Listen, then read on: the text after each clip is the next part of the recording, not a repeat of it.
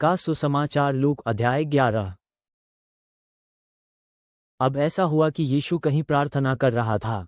जब वह प्रार्थना समाप्त कर चुका तो उसके एक शिष्य ने उससे कहा, हे प्रभु, हमें सिखा कि हम प्रार्थना कैसे करें, जैसा कि यूहन्ना ने अपने शिष्यों को सिखाया था। इस पर वह उनसे बोला, तुम प्रार्थना करो तो कहो, हे पिता, तेरा नाम पवित्र माना जाए, तेरा राज्य आवे, हमारी दिन भर की रोटी प्रतिदिन दिया कर, हमारे अपराध क्षमा कर, क्योंकि हमने भी अपने अपराधी को क्षमा किए, और हमें कठिन परीक्षा में मत पड़ने दे। फिर उसने उनसे कहा, मानो तुम में से किसी का एक मित्र है, सो तुम आधी रात उसके पास जाकर कहते हो, हे मित्र, मुझे 3 रोटियां दे, क्योंकि मेरा एक मित्र अभी अभी यात्रा से मेरे पास आया है और मेरे पास उसके सामने परोसने के लिए कुछ भी नहीं है। और कल्पना करो, उस व्यक्ति ने भीतर से उत्तर दिया, मुझे तंग मत कर, द्वार बंद हो चुका है, बिस्तर में मेरे साथ मेरे बच्चे हैं, सो तुझे कुछ भी देने में खड़ा नहीं हो सकता। मैं तुम्हें बताता हूँ, वह यद्यपि नहीं उठेगा और तुम्हें कुछ नहीं देगा, किंतु फिर भी क्योंकि वह तुम्हारा मित्र है, सो तुम्हारे निरंतर बिना संकोच मांगते रहने से वह खड़ा होगा और तुम्हारी आवश्यकता भर तुम्हें देगा। और इसीलिए मैं तुमसे कहता हूँ, मांगो, तुम्हें दिया जाएगा, खोजो, तुम पाओगे, खटखटाओ, तुम्हारे लिए द्वार खोल दिया जाएगा। क्योंकि हर कोई जो मांगता है पाता है, जो खोजता है उसे मिलता है, और जो खटखटाता है उसके लिए द्वार खोल दिया जाता है। तुम में ऐसा पिता कौन होगा जो यदि उसका पुत्र मछली मांगे तो मछली के स्थान पर उसे सांप थमा दे, और यदि वो अंडा मांगे तो उसे बिच्छू दे दे। सो बुरे होते हुए भी जब तुम जानते हो कि अपने बच्चों को उत्तम उपहार कैसे दिए जाते हैं, तो स्वर्ग में स्थित परम पिता जो उससे मांगते हैं उन्हें पवित्र आत्मा कितना अधिक देगा। फिर जब यीशु एक गूंगा बना डालने वाली दुष्टात्मा को निकाल रहा था तो ऐसा हुआ कि जैसे ही वह दुष्टात्मा बाहर निकली तो वह गूंगा बोलने लगा। भीड़ के लोग इससे बहुत चकित हुए, किंतु उनमें से कुछ ने कहा, ये दैत्यों के शासक बेल्ज़ेबुल की सहायता से दुष्टात्माओं को निकालता है, किंतु औरों ने उसे परखने के लिए किसी स्वर्गीय चिन्ह की मांग की।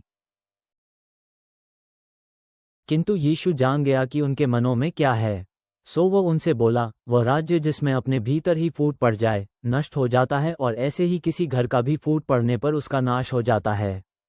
यदि शैतान अपने ही विरुद्ध फूट पड़े तो उसका राज्य कैसे टिक सकता है? यह मैंने तुमसे इसलिए पूछा है कि तुम कहते हो कि मैं बेल्ज़ेबुल की सहायता से दुष्टात्माओं को निकालता हूँ। किंतु यदि मैं बेल्ज़ेबुल की सहायता से दुष्टात्माओं को निकालता हूँ तो तुम्हारे अनुयायी उन्हें किसकी सहायता से निकालते हैं? सो तुझे तेरे अपने लोग ही अनुचित सिद्ध करेंगे। किंतु यदि मैं दुष्टात्माओं को परमेश्वर की शक्ति से निकालता हूँ तो ये स्पष्ट है कि परमेश्वर का राज्य तुम तक आ पहुँचा है। जब एक शक्तिशाली मनुष्य पूरी तरह हथियार कसे अपने घर की रक्षा करता है तो उसकी संपत्ति सुरक्षित रहती है। किंतु जब कभी कोई उससे अधिक शक्तिशाली उस पर हमला कर उसे हरा देता है तो वह उसके सभी हथियारों को, जिन पर उसे भरोसा था, उससे छीन लेता है और लूट के माल को वे आपस में बांट लेते हैं। जो मेरे साथ नहीं है मेरे विरोध में है, और वह जो मेरे साथ बटोरता नहीं है बिखेरता है। जब कोई दुष्टात्मा किसी मनुष्य से बाहर निकलती है तो विश्राम को खोजते हुए सूखे स्थानों से होती हुई जाती हैं, और जब उसे आराम नहीं मिलता तो वह कहती हैं, मैं अपने उसी घर लौटूंगी जहां से गई हूं, और वापस जाकर वह उसे साफ सुथरा और व्यवस्थित पाती है। फिर वह जाकर अपने से भी अधिक दुष्ट अन्य 7 दुष्टात्माओं को वहां लाती है। फिर वे उसमें जाकर रहने लगती हैं। इस प्रकार उस व्यक्ति की बात की यह स्थिति पहली स्थिति से भी अधिक बुरी हो जाती है। फिर ऐसा हुआ कि जैसे ही यीशु ने ये बातें कहीं, भीड़ में से एक स्त्री उठी और ऊंचे स्वर में बोली, वह गर्भ धन्य है जिसने तुझे धारण किया, वे स्तन धन्य है जिनका तूने पान किया है। इस पर उसने कहा, धन्य तो बल्कि वे हैं जो परमेश्वर का वचन सुनते हैं और उस पर चलते हैं। जैसे जैसे भीड़ बढ़ रही थी वह कहने लगा, यह एक दुष्ट पीढ़ी है, यह कोई चिन्ह देखना चाहती है, किंतु इसे योना की चिन्ह के सिवा और कोई चिन्ह नहीं दिया जाएगा। क्योंकि जैसे नीनवे के लोगों के लिए योना चिन्ह बना, वैसे ही इस पीढ़ी के लिए मनुष्य का पुत्र भी चिन्ह बनेगा। दक्षिण की रानी न्याय के दिन प्रकट होकर इस पीढ़ी के लोगों पर अभियोग लगाएगी और उन्हें दोषी ठहराएगी, क्योंकि वह धरती के दूसरे छोरों से सुलैमान का ज्ञान सुनने को आई, और अब देखो यहाँ तो कोई सुलैमान से भी बड़ा है। नीनवे के लोग न्याय के दिन इस पीढ़ी के लोगों के विरोध में खड़े होकर उन पर दोष लगाएंगे, क्योंकि उन्होंने योना के उपदेश को सुनकर मन फिराया था। और देखो, अब तो योना से भी महान कोई यहाँ है।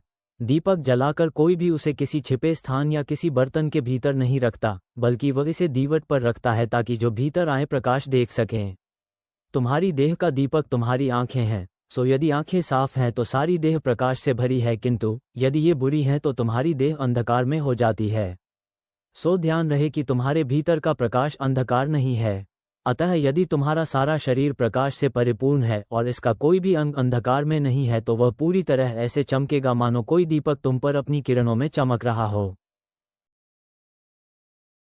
यीशु ने जब अपनी बात समाप्त की तो एक फरीसी ने उससे अपने साथ भोजन करने का आग्रह किया।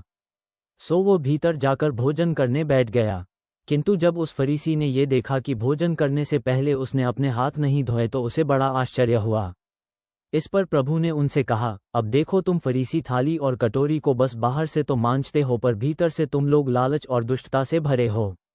अरे मूर्ख लोगों, क्या जिसने बाहरी भाग को बनाया वही भीतरी भाग को भी नहीं बनाता? इसलिए जो कुछ भीतर है उसे दीनों को दे दे, फिर तेरे लिए सब कुछ पवित्र हो जाएगा। ओ फरीसियों, तुम्हें धिक्कार है, क्योंकि तुम अपने पुदीने और सुदाब बूटी और हर किसी जड़ी बूटी का 10वां हिस्सा तो अर्पित करते हो, किंतु परमेश्वर के लिए प्रेम और न्याय की उपेक्षा करते हो। किंतु इन बातों को तुम्हें उन बातों की उपेक्षा किए बिना करना चाहिए था। ओ फरीसियों, तुम्हें धिक्कार है, क्योंकि तुम यहूदी आराधनालयों में अत्यंत महत्वपूर्ण आसन चाहते हो और बाजारों में सम्मानपूर्ण नमस्कार लेना तुम्हें भाता है। तुम्हें धिक्कार है, क्योंकि तुम बिना किसी पहचान की उन कब्रों के समान हो जिन पर लोग अनजाने ही चलते हैं। तब एक न्यायशास्त्री ने यीशु से कहा, गुरु, जब तू ऐसी बातें कहता है तो हमारा भी अपमान करता है। इस पर यीशु ने कहा, ओ न्यायशास्त्रियों, तुम्हें धिक्कार है, क्योंकि तुम लोगों पर ऐसे बोझ लादते हो जिन्हें उठाना कठिन है, और तुम स्वयं उन बोझों को एक उंगली तक से छूना भर नहीं चाहते। तुम्हें धिक्कार है, क्योंकि तुम नबियों के लिए कब्रें बनाते हो, जबकि वे तुम्हारे पूर्वज ही थे जिन्होंने उनकी हत्या की। इससे तुम ये दिखाते हो कि तुम अपने पूर्वजों के उन कामों का समर्थन करते हो, क्योंकि उन्होंने तो उन्हें मारा और तुमने उनकी कब्रें बनाई। इसलिए परमेश्वर के ज्ञान ने भी कहा, मैं नबियों और प्रेरितों को भी उनके पास भेजूंगा, फिर कुछ को तो वे मार डालेंगे और कुछ को यातनाएं देंगे। इसलिए संसार के प्रारंभ से जितने भी नबियों का खून बहाया गया है उसका हिसाब इस पीढ़ी के लोगों से चुकता किया जाएगा। यानी हाबिल की हत्या से लेकर जकरयाह की हत्या तक का हिसाब, जो परमेश्वर के मंदिर और वेदी के बीच की गई थी। हाँ, मैं तुमसे कहता हूँ, इस पीढ़ी के लोगों को इसके लिए लेखा जोखा देना ही होगा। हे न्यायशास्त्रियों, तुम्हें धिक्कार है, क्योंकि तुमने ज्ञान की कुंजी ले तो ली है, पर उसमें न तो तुमने खुद प्रवेश किया, और जो प्रवेश करने का जतन कर रहे थे उनको भी तुमने बाधा पहुंचाई। और फिर जब यीशु वहां से चला गया तो वे धर्मशास्त्री और फरीसी उससे घोर शत्रुता रखने लगे।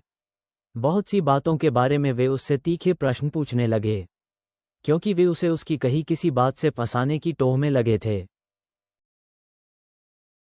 स्वर्गीय पिता, निरंतर प्रार्थना करना सिखाते हुए न्याय के लिए प्रचार करने जैसे चुनौतीपूर्ण समयों में हमारे अनुरोधों को साहसी बनाएं। प्रलोभनों के बीच बुराई से मुक्त करें। टूटे हुए संबंधों में हम जैसे क्षमा करते हैं वैसे ही क्षमा करें। पवित्र आत्मा से प्रचुरता से भर दें। आपकी इच्छा सदैव पूरी हो। आमीन।